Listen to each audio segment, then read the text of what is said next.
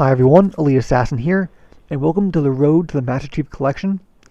This week, I'm going to go over Halo CE multiplayer. Now I know myself, I never played Halo CE multiplayer, except maybe one or two times over a friend's house a very long time ago, so I don't really know it too well, and I figure that might be the case for a lot of people out there. So what I wanted to do is make a video that kind of showcased and highlighted things that I think are important to know about this game, so that when you go into the multiplayer, you're a little more knowledgeable about what you're getting into. Because let's face it, you know, there's going to be a lot of old people coming back to this game who are really good at this game, and it's going to be a struggle at first. That's one thing I want to highlight too, for Halo CE and Halo 2, or any of the Halo games really.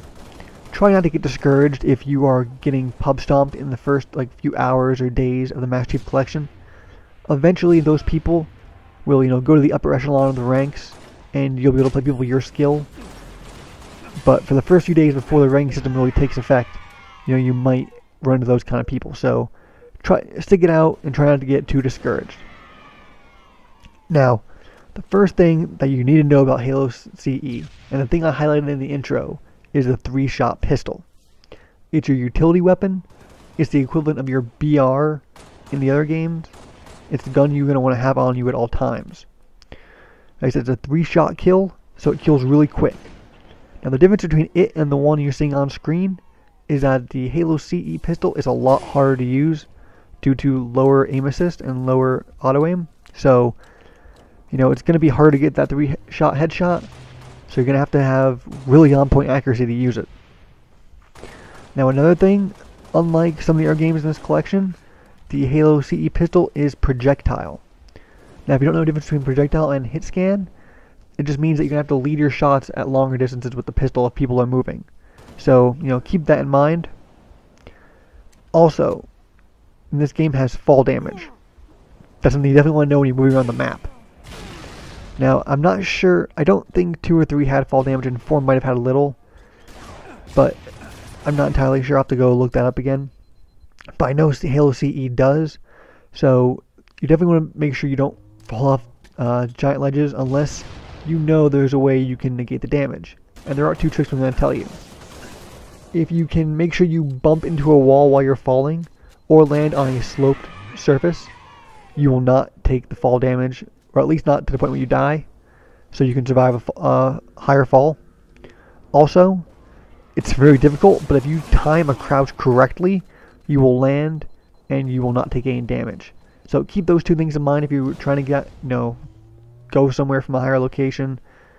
Whatever the case may be, just keep those 2 ideas in mind if you're trying to drop somewhere, just so you don't fall and kill yourself. Now, Halo CE is a very unique game in this collection in that it is the only game that you need health packs to regenerate your health. In Halo 2 and onwards, with the exception of Reach here, you need health packs to regenerate your health. So, it's very important you keep in mind where your health levels are at all times, and also to learn really quick where the health packs are on the maps. Now, you don't want to go into a firefight with a disadvantage that you could have, not had you picked up your health pack. So, you always want to be aware of your surroundings, and you definitely want to make sure you're aware of your health. Another thing unique to Halo CE is that the weapons on map and the pickups on map have very different physics than the other games. They can be grenaded around and basically flung around the map to you. I'm going to have a video in the description below.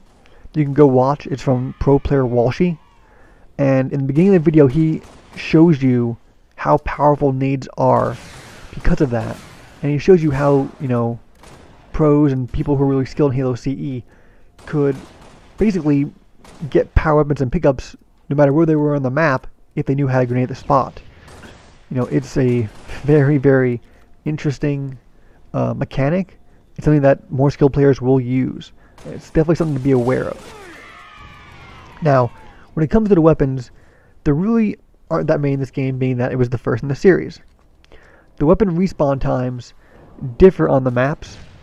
General weapons, the non-real powerful weapons, generally spawn in 30 seconds. I think the rocket launcher spawns every 90 seconds. But besides that, some of the other weapons are more map specific, And I have a link in the description below to a article that tells you by map the weapon respawn times. So give that a look if you want to know more. Now the weapons in Halo CE, you can carry 4 frag grenades and 4 plasma grenades at a time. The Covenant have 3 usable weapons that were in the original CE, which are the plasma pistol, plasma rifle, and needler. There are PC only weapons, so I'm not sure we're getting or not in this multiplayer, but we'll have to see. The PC only weapons were the fuel rod gun and the flamethrower, and the UNSC weapons are the pistol, AR, shotgun, sniper, and rockets. So there you go. That's all you really have to worry about weapon-wise, but it's good to know, what kind of weapons you're going to be seeing in the game. Now, when it comes to maps, there are 19 maps total in Halo CE. There are 13 maps from CE, and there are 6 PC maps. So we're going to be having all 19 of those maps, and it's definitely going to be very fun to play them. One thing to know about these maps is the spawning system. Every game had a different spawning system between Halo 1, 2, 3, and 4, and Halo CE's was definitely kind of different. I actually have an article which will also be in the description below because I don't have that much time to explain it, but someone went through and kind of found out how the system works, and it's definitely a good read if you want to know more and more in depth what you're going to be experiencing. But basically, when you break it down, the spawn system, how it works is it spawns you near a teammate, and you will spawn anywhere that is 17.5 meters to your closest teammate. And there's a lot of spawn points on the map, and there are definitely a number of deciding factors as to why you will spawn where you spawn, and that article goes through it, but that's kind of how it works. So if you kill people, look for their teammates, because that's where they're going to be spawning.